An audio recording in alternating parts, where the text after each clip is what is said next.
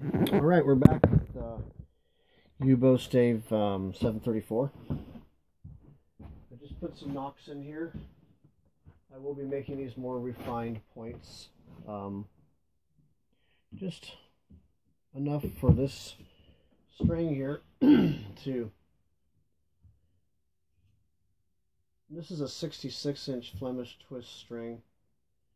It's going to be, it's what you actually need for full brace on this bow is a 64.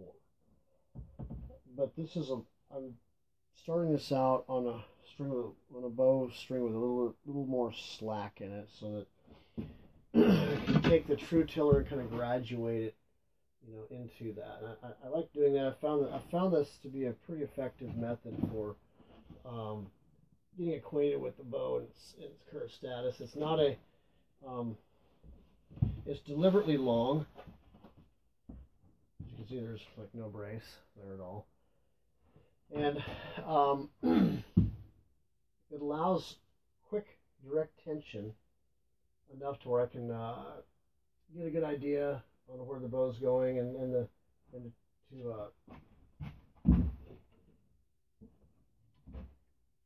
be directly engaged in the... So right here is brace. Right at 6 inches, a little bit more than 6 inches. That is brace right there. And I like to weigh it from brace down in this case. Now when it's fully braced, then you just do that. But right now I'm getting an idea of where this bow is going as far as bending, limb action. Okay, 16. And what other material I may have to move from there. I can see some places with room for improvement. Okay. Now there I'm at 20 inches, and I've got a pretty good bend on that, and I'm wanting to be careful on how far I go with this closer to true. It's almost a true tiller. I'll take it down to 22. I don't hear anything bad yet. And it's getting a pretty good bend in it. And I'm doing this also to see how much of a set it's going to take. It's kind of like a predetermination of what I may or may not have to do with this bow. So it's doing well in this current status. Didn't really do much for taking a set. As far as this part here, it looks the same pretty much as it was before. So now what I'm going to do is I'm going to go ahead and bump it up to the actual intended string, and that will be a 64-inch bowstring, because that is what this is set for. And what this will allow me to do in true tiller is I'm able to then determine how well this is going to, how accurately I can tiller this to the draw weight that I want, draw length and draw weight. So we will begin that now. Let's take a look at it so you can find my 64-inch I had here.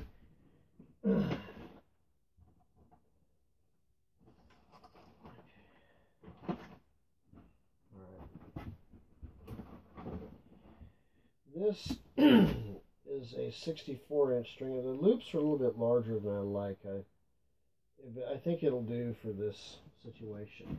It's almost more like this was for a recurve. I don't even know how well this is going to hold up. But what I'll do is what I typically do with a Flemish bowstring, that is I counter twist it to where it's the proper distance from the knock.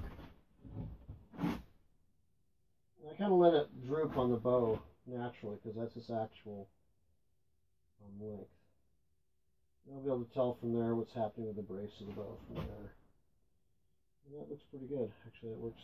It might even be a bit short. We'll see. This is currently still going to be a very powerful bow, so we're going to see what's going on with that. See, that loop is too big. But still should work enough. It's staying in the knock just enough. And brace is just fairly low. I think the handle's a bit big too, though. Still needs some handle to go down. Let's take a look at it. See what it does in tiller. This is true tiller because we have it close to brace right here. And let's take it down to say 18. Looking at the limb uniformity, consistency. You can definitely see there is a difference. It'll always be like that to a certain extent. As long as your percentage on this window here, like this, is very related, you're on the right track. 20, 22, 4. Okay, let's see what's doing at true tiller. 24. Down to 24 inches for draw weight. I'm aiming for a minimum of 50 or so. It'd be nice to make it straight. It's at least 50 pounds at 24. Yeah. It's right at actually between 49 and 50. Well, a little bit of information there. It's going to tell me it's a pretty powerful bow. And I want to check it again though for any set that's happening. And this bow this may behave differently when I get the proper actual loops on here. I don't like these loops; they're big. You want the tight, small loops for longbow. The recurve has obviously the more string is dragging over the curve on the recurve. This here you're shooting straight off of the knock. It still works, but the efficiency of the string as far as this direct effect on the limb is kind of like creates some doubts. All right, let's try this again before I check it for set and see what happened to it. And I want to take it down to 26 because it's bending pretty good. Feels all right. All right, let's take it on down to, actually let's take it down to close to 28. We're at 28. It is 55 pounds at 28 right now, actually 56 pounds. Oops. Let me get a look at this for uniformity. Let's take it down to 4. It's kind of in the extreme there. You see the difference in this. That's a 24 inches and it has a hell of a bend in it. So let's see what 26 does to it. Okay, wow. So okay, well, it's definitely taking the heat.